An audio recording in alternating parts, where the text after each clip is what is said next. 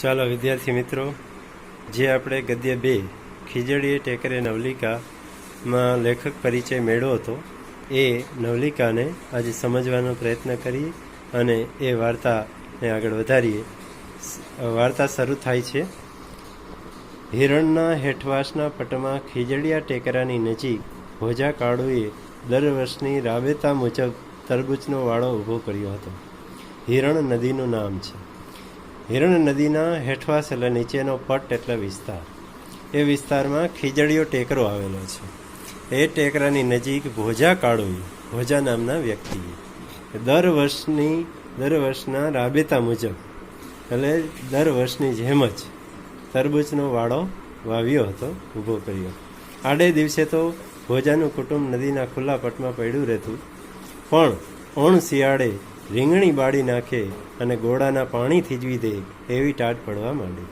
એટલે આડે દિવસે ભોજાનું કુટુંબ નદીના ખુલ્લા પટમાં પડ્યું એટલે ઉનાળે અથવા તો બીજા દિવસોમાં જો એનું કુટુંબ છે નદીના ખુલ્લા પટમાં પડ્યું રહેતું. પણ ઓણ શિયાળે એટલે આ વર્ષના શિયાળા એ તો એવી ઠંડી પાડી છે કે રીંગણી બાળી નાખે, એ રીંગણીનો છોડ બળી જાય અને ગોળાના પાણી થીજી જાય, એટલે ગોળામાં રહેલું પાણી પણ બરફ બની જાય એવી ઠંડી પડવા માંડી છે.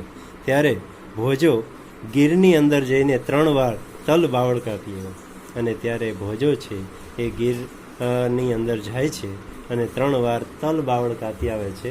એટલે કે તરબૂચનો વાળો બનાવવા માટે જે કાંટાળી વાળ કરવાની હોય એ તલ બાવળ, એ વનસ્પતિ. અને જીવલીએ વગડો ફરી ફરીને સૂકી સાંઠીઓની ભારીઓ ભેગી કરી.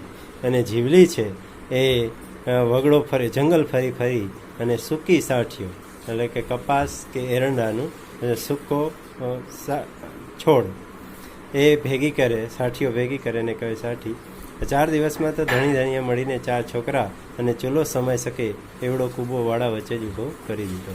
અને 4 દિવસની અંદર તો પતિ પત્નીએ મળી અને 4 છોકરા અને 1 ચૂલો સમાઈ શકે એવડો કૂબો એટલે ઝૂંપડો વાડા વચ્ચે જ ઊભો કરી દીધો, ઝૂંપડો બનાવી લીધો.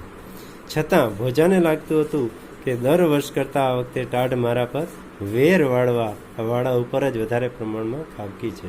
પરંતુ ભોજાને એવું લાગતું હતું કે આ વર્ષે તો જાણે એટલી ઠંડી પડે છે કે જ્યારે મારી દુશ્મન બનીને આવી હોય વેર વાળવા માટે અને જાણે વાળા ઉપર જ પડતી હોય એવું લાગે છે.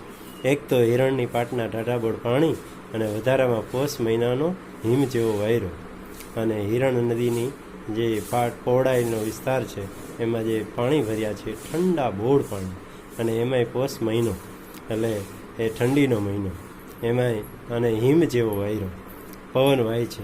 હિમ વર્ષા વચ્ચે ભોજો સાવ ઉગાડે ડીલે ઊભો વાળાનું ટોયામણ કરતો.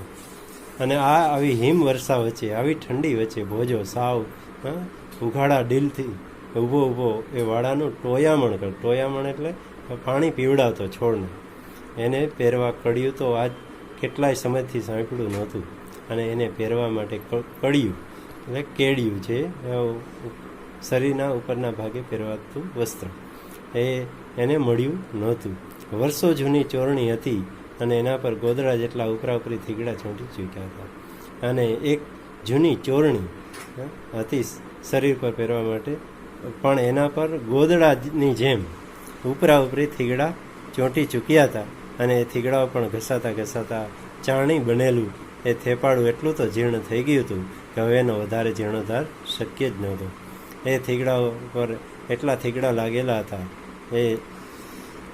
એ થીગડા પણ ચાણી બની ગયા હતા, એ છિદ્રવાળા બની ગયા હતા. અને જે એટલા જીર્ણ શીર્ણ થઈ ગયા હતા કે જેનો જીર્ણોદ્ધાર એટલે કે રિનોવેશન જાણે શક્ય નહોતું, એટલે કે હવે થીગડા મારવા શક્ય નહોતા.